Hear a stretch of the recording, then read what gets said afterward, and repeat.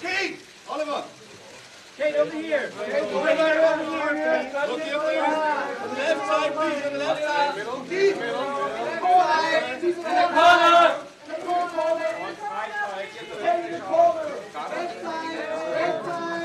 Straight. Over here. Please. Over here.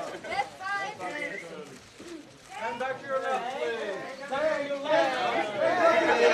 Thank you. Yeah, here, Cate, here, one more here, please. Cate. Head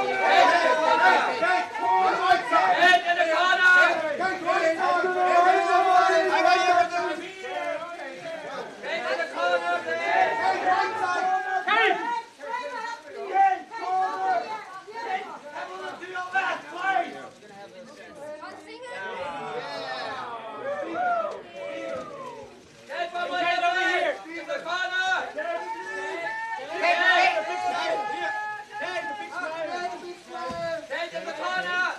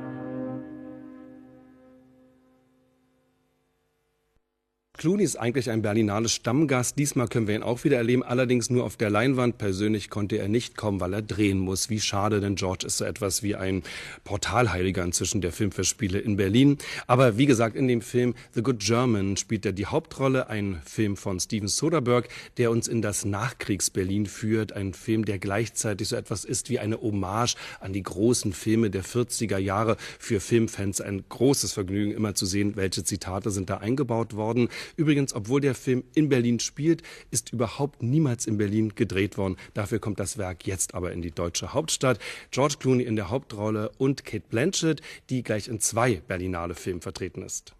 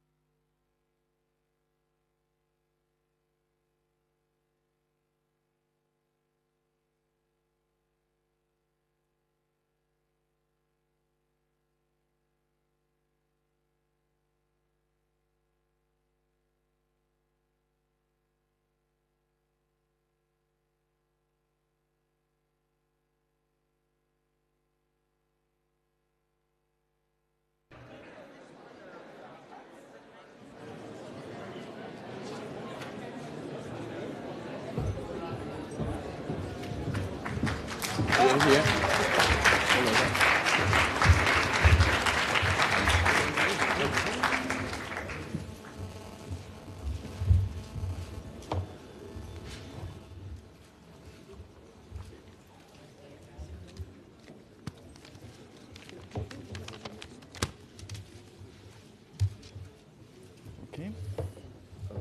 Ja, vielen Dank. Könnten die Fotografen sich jetzt bitte hinsetzen und auch die Kameramänner? We should like to ask the camera people and also photographers to please take their seats.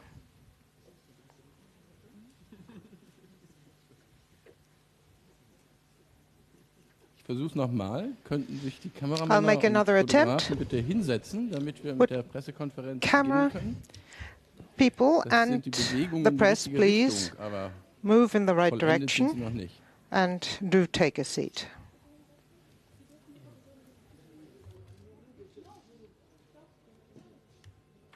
Wo wir gerade bei Fotografien sind, ich darf Since noch mal we're daran talking erinnern, about dass photography, let me private remind Fotos you, nicht erlaubt sind, nur die you're not offiziellen allowed Fotografen to take your own photographs, sollen no und dürfen private Fotos photography. machen.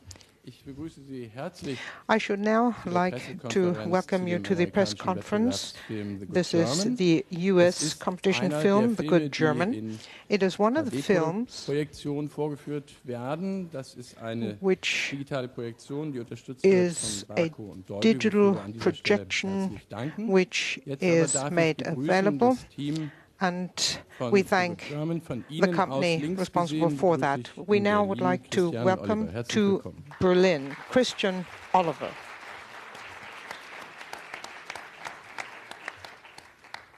Dann in der Mitte, nicht zum ersten Mal in Berlin And und not immer wieder freuen wir uns time sehr. again, Blanchett, herzlich Cate willkommen. Blanchett has come to Berlin. We're always welcoming her.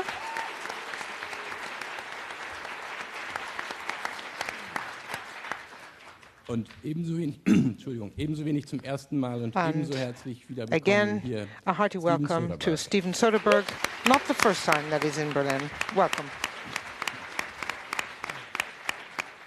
Noch einmal die Prozedur. Heben Sie bitte die Again, Hand, wenn Sie eine Frage haben. We are Was going sind to zwei proceed in the Mikrofone? following Wir way. werden Please dann raise your bringen, hand dass if you die have a Frage question. Then a microphone, a roving mic will be Hi, brought. Karen Nickel-Anhalt from People Magazine. I have two questions, one for Steven Soderbergh. This is one of many collaborations with George Clooney. Can you talk about how being such a power couple in film helps you make movies, how it changes how you do things than when working with someone the first time? And the second question is for Cate Blanchett. Do you have a good luck charm or a ritual that you have for getting ready for Oscar night? George,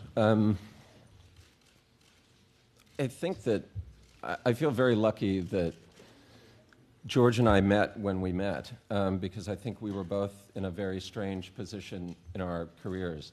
And we, in retrospect, I can't imagine what I would be doing now if we hadn't worked together on Out of Sight. I desperately needed to make a film that somebody wanted to see. And I think George needed a role that could show people what he could do. He was someone that when I saw him on ER for the first time, I thought, that guy's a movie star. I had no doubt about it. And so it's strange to think we've made 6 films together in a pretty short period of time. So I think we just sort of saw the best in each other, and the relationship happened very quickly. It's been a lot of fun. Your good luck charm? Yes, it's a state of affairs, isn't it? You get asked a question about beauty tips. No, but I usually have a vodka and tonic with my husband, but my husband's working, so I'll still have the vodka tonic. Every day? Every day. Every day's Oscar day. Wow. Okay, next question, hopefully to the film. Hi. Hello. Hi, me. Hello, Cate. How are you? Well, how are you? Filing. Good, thanks. Filing for our hometown of Sydney. Just want to know 3 quick things. Working with Clooney, could you talk about the obvious symbiosity you had? You seem to really... Did you feel you had a similar working method, even though you maybe come from a different discipline? And in terms of the Oscar, is it as good the second time round, being nominated? And Third. Oh my God, the third. Oh my God, I'm sorry. And well done. And thirdly, how do you keep up your energy? You've got 5 films this year. Am I right in that number? I don't think so. Well, a lot of movies. Oh, I'm terribly sorry if it's true, but I don't know. Right. And 5 kids. And no 5 memory, kids. so I don't think I'll be able to remember all the questions. So basically, Clooney, energy, and Oscar. Oscar. I've asked and answered the Oscar one, haven't I? Yes, it's always good. Always grateful. With Clooney, when I got a word in edgewise, it was an interesting conversation. No, he's amazing. I mean, he's somebody who completely. I mean, when you're working, basically to work on the film was an astonishing thing to witness a bunch of people who basically are a loose ensemble. You know, they've all been working together for so long. It meant that the working was really easy, humorous, and fast. And George is all of those things. Incredibly funny, the world's greatest raconteur. And he completely understood the style of what Stephen was going for. And he's able to, in a really egoless way, I think, harness his star power, which is what so many of those actors in the period that we were, setting the film and the performance style that we were going for, they were icons, and George is that, But he's also very much about the project, which I loved. Is boundless, it would seem. Next question over there. Hello, Jan Lumholt from Svenska Dagbladet in Stockholm. I'd like to hear a little bit, both from the people in front of the camera and behind the camera, about what kind of references went into this film. For example, is Kate Alida Valli, and is George Clooney Joseph Cotton from Third Man? And also, I'd like to know how do you go into these kind of characters who were around the 40s? What kind of attitude do you put into lines like "You should never have returned to Berlin" or "One never ever gets out of Berlin"? Does one really? Do you do that with irony, or do you do it with seriousness and respect? And yeah, please give me your thoughts on these things.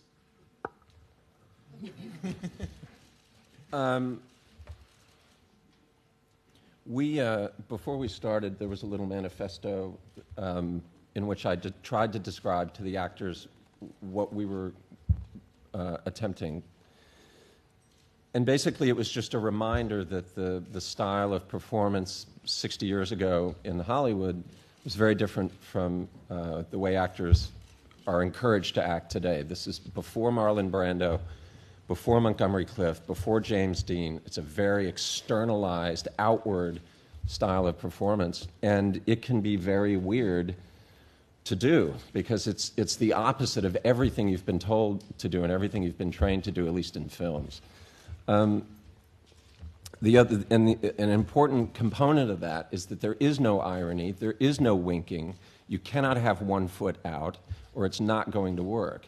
And I know for everyone, there were moments when they felt so strange to perform like this that I had to do what I could to convince them that in the context of the entire piece that this was actually what was required, and that if it felt strange, then they were doing it correctly. It was quite Brechtian in a lot of ways. I mean, the production design down to the performance style, the way it was lit.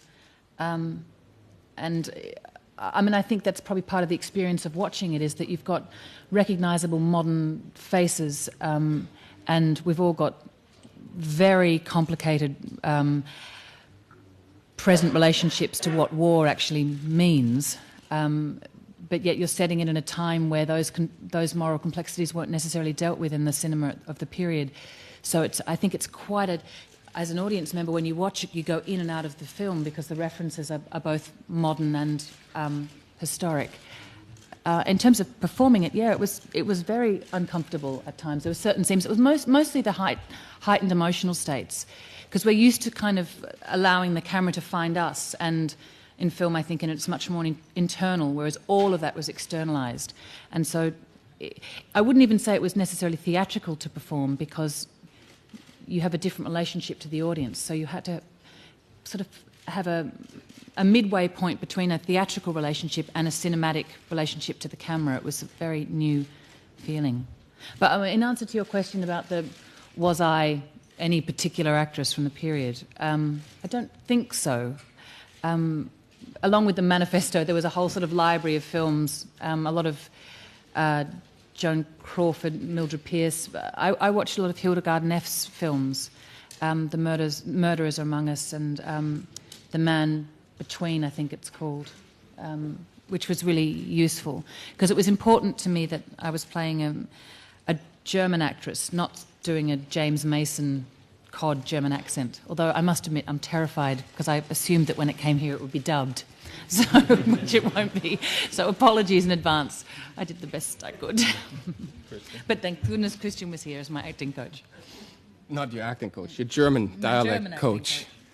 Well, for me, obviously, it was one of those experiences when I got the manifesto, the letter. That was my first time I really realized what we were attempting to do, and obviously I got very excited, because it automatically, you see, we have extreme visuals about that time and the movies that were made during that time, and the glamour factor, you know, those stars back then. And for me to work on the set, it was obviously stepping into a world that I've never stepped into as an actor, working with Cate and George and Stephen. So I was obviously very excited, but also a little intimidated. And the most exciting part about working the first day was really to realize that I was part of it, and that they really let me be part of it. And it was all, we were working together and trying to find things every day on the set, and it was just a very pleasant experience for me. I have a question, because you certainly did a lot of research to get the sets right. Can you tell a bit about the process, how you found these style in a way? Well, it wasn't, half of it was figuring out what you wanted to see visually. The other half was trying to figure out how to do it economically, and to be able to cheat in the same way that they used to cheat back in the studio days. And Phil Messina, our production designer, did a lot of research into how they accomplished certain things, because I would have to explain to him literally the frame will go from here to here, because he would be building right out to the edge of the frame, because that's all we could afford. We had one street scene where we took the same street we'd been shooting on for weeks, we flipped all of the signs, we flipped all of the costumes, so that I could shoot it in such a way that it would look like a different street. Phil found out there are many, many broken windows in the buildings in the film. Making broken windows can be very expensive and time-consuming. Phil found out that actually all you need to do is take black felt and cut it in the shape that you want the window to be broken in, and put it on top of it, and on film it looks like it's a broken window. That saved us an enormous amount of money. All of these tricks we were finding out as he did research, and it was really fun to, we would have mirrors sometimes. We had one set where you go down into the U-Bahn. Mm-hmm.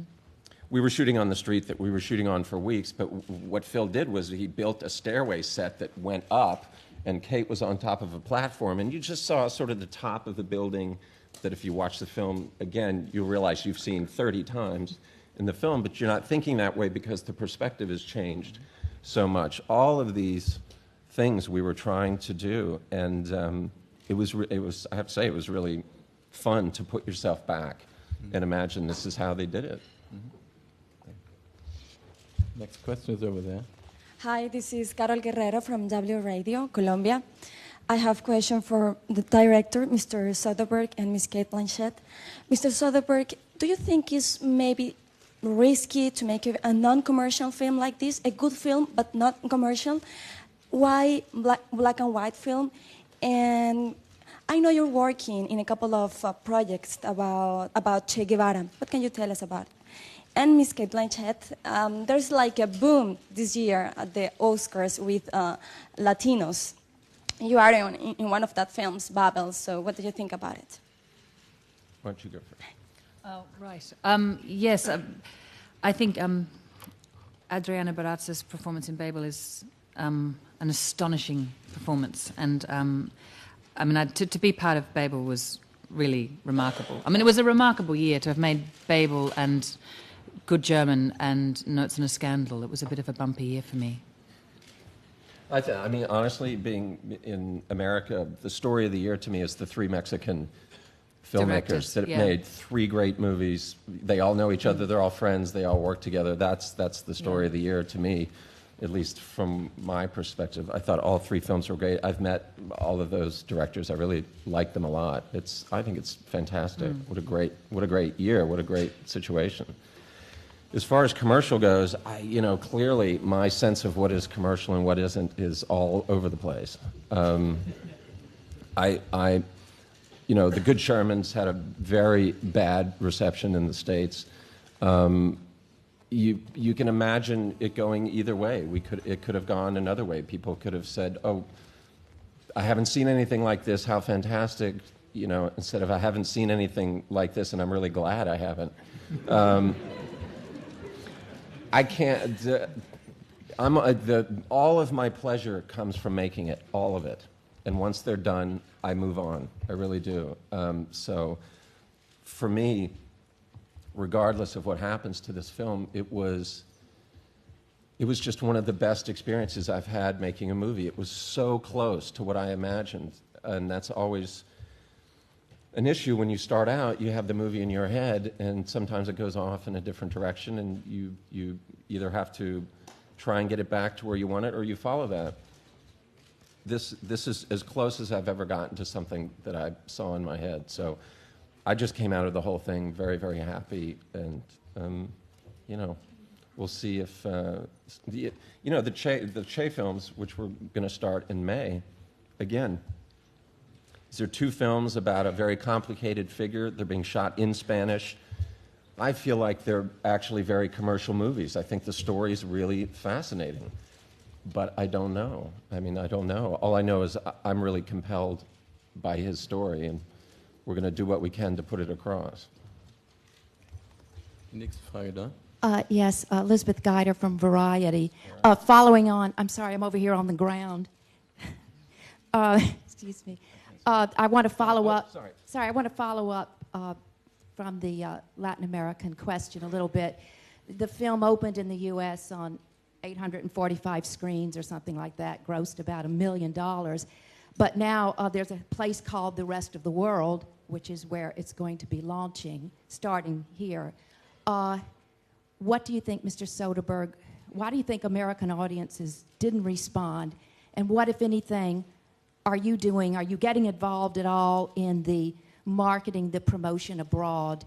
What do you think ought to be done to get a different reception in the rest of the world? Well, we only opened on a couple of screens. We opened in New York and LA. We got terrible reviews. We couldn't, when you platform a movie, you've got to have critical support to push it out.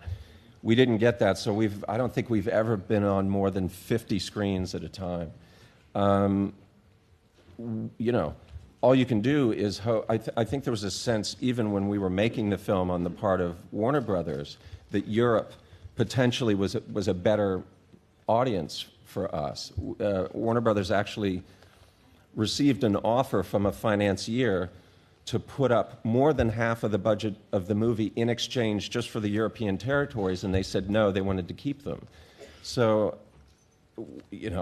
all I can do is get out and talk about it and see if we can generate some interest. But I think, the film is a strange hybrid. It has a very sort of, we were talking about this morning, its approach to the narrative in terms of the momentum is very American, but its approach to its characters and its approach to morality is much more European. So, you know, we'll see if we fall between two stools, but I feel like this is going to be we're going to get a more sympathetic reading than we did in the States. Next question. Yeah, it's David Zakar. Oh, hi. It's David Zakar from German interview magazine Planet Interview. With the Good German, you did a film about the time after Hitler. And now we had in Germany some movies like, I don't know the English title, The Untergang from Oliver Hirschbiegel. Downfall. Downfall, okay. Could you imagine to do a similar movie like that about the time with Hitler and during the war? I don't think so, only because there've been so many great movies made about the war when it was being fought that I'm not sure what I would add to that, honestly. One of the reasons that this book was so appealing to me was it dealt with a period that I hadn't seen before specifically, and that is the immediate aftermath of the war ending and this battle for this hunt for all of these scientists, the beginning of the Cold War.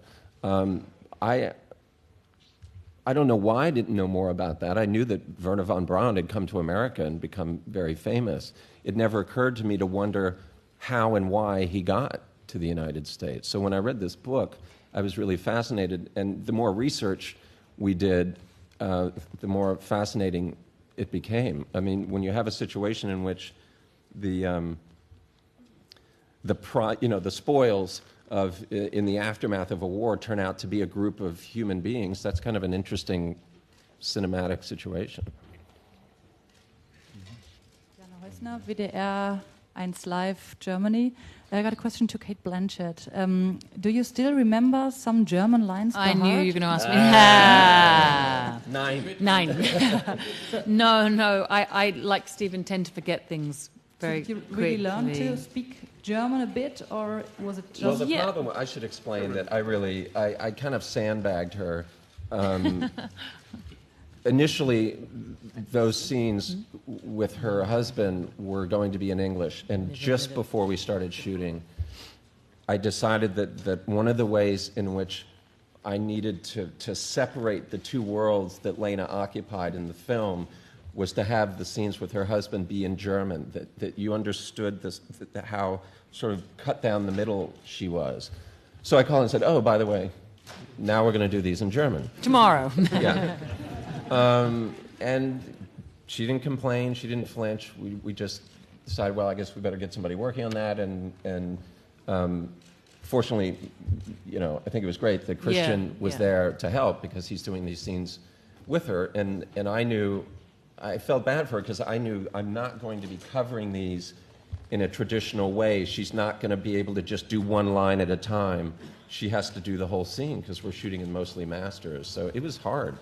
For me, it was amazing to see somebody who literally, like 2 days before, was told we're going to do this in German, to see what an amazing ear you had, because it was all about, your ear was just, you were right on the spot, and you acting in a language that you don't understand. Fear, adrenaline. Well, it didn't come across like that. No, it was just, for me, it was fascinating to see, and we obviously worked on it together, and it was just, when I see it, I'm like, wow, it's so close to being perfect that it was a huge leap and a risk to take. So it was great. But I think it's important, because I think it's, in retrospect, if it had been in English, it would have... I mean, I've done a film that was sort of set in France, and part of the problem was when you actually got to France, no one spoke French. And, I think that's a real... it was a part of the authenticity of the film. And the modernity of the film, because that would not have happened. In the 40s. For me, obviously, it was funny as well, because I've been in the States for so long, and I've always, working on my American, being all American, and here it is, the first big movie, and I'm speaking German. And I was like, great. So I was kind of excited when we were talking about doing it in English, but I'm really happy we didn't, because I was immediately afraid of going to that typical stereotype German accent, and we didn't go there. And I thought that was... I did. No, you didn't. No, you didn't. Well, the interesting thing is, I cast Christian without knowing that he was German. So this just turned out to be a strange, byproduct. And I'm glad, because it really sets us apart, and it gives us a whole own little thing. So it was great. Funny. And now the good German is German. Yeah, the good German. Well, but I think there's a larger issue here, which I think is fantastic. I think we're finally, within the last couple of years, we're finally getting to the point where if you're making a movie that's set in another culture, the people that are from that culture speak their own language, and that barrier, especially in the United States, there's always this thing of like, can't you have them talk in English? Couldn't you please? And that's finally starting to go away. People are finally starting to realize, it's time to stop doing this. And when we were trying to get the financing together for Che, and I said, look, these movies have to be in Spanish. We'd have no credibility if we have people walking around speaking English. Actually, the people that we were talking to said, you know what, we're okay with that. That's not actually going to be a problem for us. And we understand that in point of fact, if you didn't do it that way, you'd probably be in a worse situation. So I think that's great. I just think it's great. It's great for the filmmakers. It's great for the audiences. Another question there? The last question was, it's not your first time here in Germany, dear Cate Blanchett. You were here before. So is there anything you're looking forward to, especially here in Berlin? It's me again. Oh, hi, yes. Are you looking forward to anything special because you've been here several times in Berlin? So yes, my children are here. So, and the last time I was here with my eldest, he was 7 weeks old. So, to spend some time in Berlin with them will be great. And also, to go to the Holocaust Museum, because last time I came, I just walked through the monument and it wasn't open. So, hope to get inside this time. Okay, wir haben Probleme mit dem Mikrofon. Das wird von vielen begehrt. 3 Fragen noch, dann sind wir fertig. Erste da. Yes, it's me again. In connection to what you just discussed about language, this film probably is going to be dubbed in German when it's released here, or have you? Then all the trouble you went through is going to go to waste, or have you thought about how you would like to release the film? In do they not do like what they do in Paris, where they show both versions? Do they not do that? Often, yeah. No, but not regularly. Oh, that's sad. I already did mine. Did you? Yeah. I actually met... Can you do mine? No, I met the actress that did. It was quite fun. But there's no. That's the problem with every film, isn't it? When it goes to a territory that dubs, so the problem's no different, really. Dort hinten. Hello, Philip Todman, Entertainment Channel. One question to Mr. Soderbergh.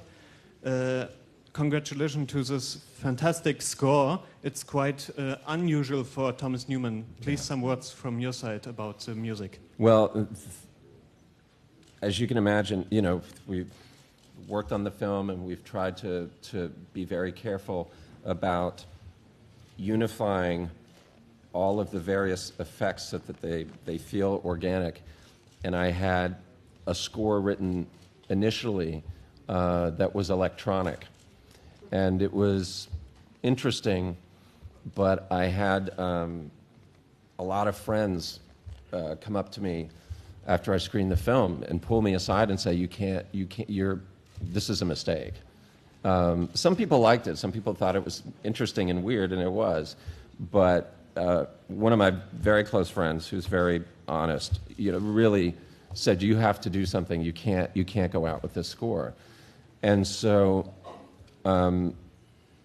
I agreed that it was a problem, that I already felt the movie has so many obstacles to people sort of falling into it, that if I was adding another one on top, that I was making mistakes. So I went to Thomas, who I'd worked with on Aaron Brockovich, and whose father, Alfred, was the head of the Fox music department for decades and decades, actually wrote the Fox fanfare that you see in front of all the 20th Century Fox film. So I knew Thomas had this in his DNA.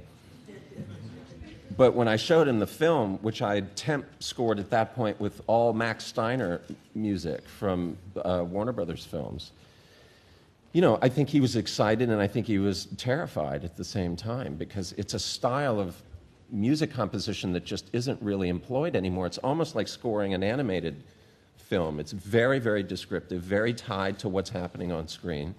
You have to come up with themes for the characters, and he jumped in, and the first day I went over to his house, and he sat down at the piano, and he played what is essentially Jake and Lena's theme, the theme that you hear every time they're on screen together. I just thought, oh, this is going to be fun. This is going to be really fun.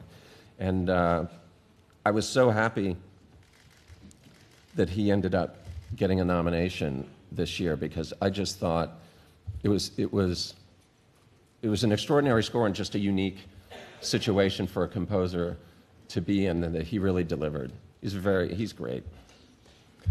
I'm really sorry, but we are running out of time. So this is the last question, if it's a very short one. Hi, Niels from Norway. Got a question to Steven Soderbergh. I wonder, how is it possible? I mean, you must be one of the very few ones who actually make the movies you want to within the Hollywood system. I mean, how? I mean, I think the question is movies why? like Bubble, Solaris, and maybe also this one, The Good German. How do you get the money to make them? I ask. Well, this is a very good answer. Thank you very much for coming to Berlin. Thank you for your film.